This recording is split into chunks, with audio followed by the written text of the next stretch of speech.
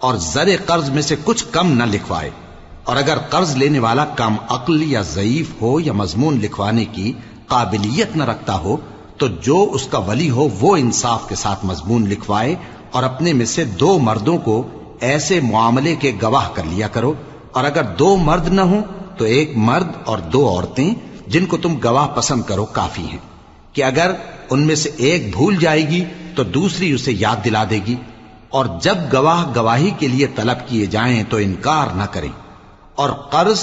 تھوڑا ہو یا بہت اس کی دستاویز کے لکھنے لکھانے میں سستی نہ کرنا۔